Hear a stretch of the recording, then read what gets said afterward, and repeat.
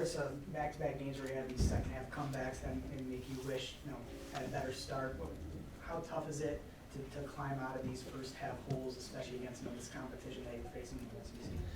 Yeah, it was deja vu. Didn't expect that. Obviously wanted to get off to a better start after our last outing on the road, and unfortunately we didn't. It was 7-0, and we just really had a hard time getting into any flow offensively.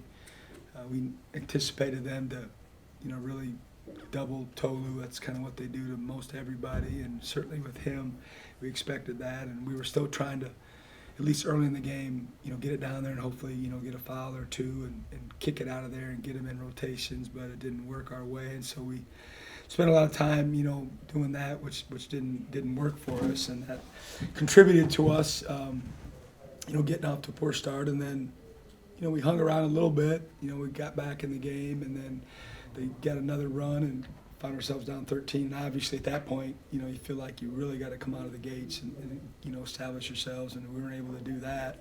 And before you know it, we're down 20-22 and, trying to come back. Coach, how did y'all come back? You're down 23. It looked like A&M had to control the game, and then y'all kind of flipped the switch. What y'all do right, or did you make any adjustments, or how'd that happen? Our kids, like I'm sure every coach feels that way, are competitors, and they were going to continue to fight. And our huddles were actually really, really good, all game long, which I'm proud of, and that's what I expect from our guys. And at the end of the day, we just dug ourselves too big a hole. I think we got to 3 a couple times, if I'm not mistaken, but it was never where it was coming down where we had a chance to overtake them. We switched up our defenses a ton, in the second half. It was all in at that point. We were going to throw everything we had at them and, try to muck the game up and get them on their heels a little bit. And, the first half they were 7 for 10 from 3. And then they had guys, Obaseki and Garcia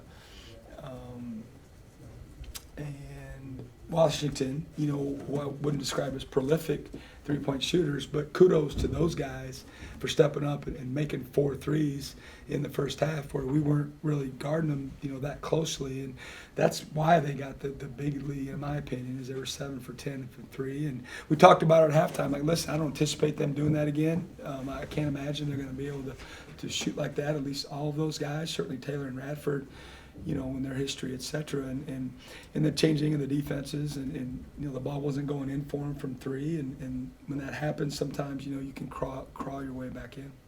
I know for most of the season they've been a pretty slow team pace-wise. Did you expect them to kind of push it in the first half like they did?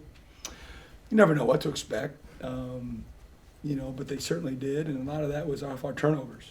We had 7 turnovers in the first half, and I don't know what the possessions were, but it was, we were pretty high percentage. We were 24%, offensive turnovers, and I know that's what they're due, but that contributed, to them playing fast. Certainly everybody's going to try to convert, and they did. They converted on our turnovers and got some long rebounds and pushed the ball, and, they did a good job that way.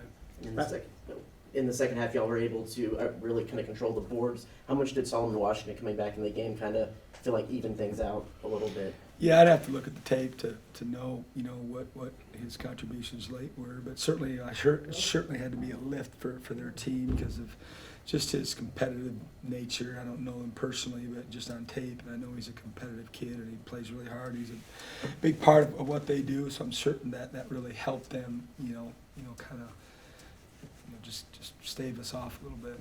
Back to Justin.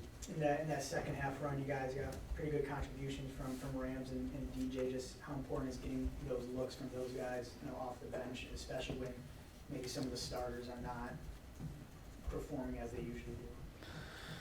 I mean, those guys have started, more than they haven't, since we've been here the last 2 years. So we don't look at them that way. And I talked to DJ prior to the game and said, hey man, I think you're back to, game shape, after his injury and his comeback. And, I know the leg feels good now, and you need to get out there and do what you do. And I thought, especially in the second half, he looked, like his old self again, with just grabbing balls off the glass and, pushing the break and being athletic and getting downhill a little bit, creating for some other guys. And then Rams, you know, if he don't make those shots in the first half, who knows what the lead is at that point. And, you know, his confidence rose. You know, confidence is, you know, a special thing when you got it, and it's tough when you don't. And, you know, he was a big help for us tonight. Going off of that, with you saying DJ's looking like his fully healthy self, have you thought about possibly moving him back in the starting lineup to help maybe spark something in these early game moments? You know, we got one regular season game left, and we got, you know, one guaranteed SEC tournament game left, and it's not really been on my brain right now, but not saying that, you know, it won't be in the next 48 hours. We'll go back to this gentleman here in the front. Yeah, Coach, do you have an opinion on how many SEC teams should or will get into the NCAA tournament? You know, you get that question a lot coming down the stretch when you're, I guess, in the mix, if you will. And, you know, my stock answer is it doesn't matter what I think, and they're not going to ask me what I think, so I usually don't give much of an answer. All right. Anything else?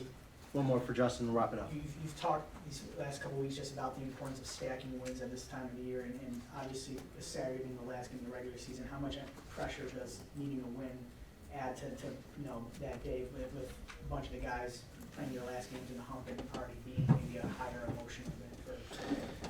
Yeah, I don't know. We'll have to see how it feels going into it. Certainly it's something that we'll talk about leading up to the game, but you know, the Kentucky game at home was a big game. At Auburn was a big game. Tonight was the Super Bowl. You know, Saturday's going to be no different. That's been the case for us all year long. You know this. We treat them like they're the biggest game of the year, regardless of who we're playing. And certainly, the difference is, you know, opportunities are running out.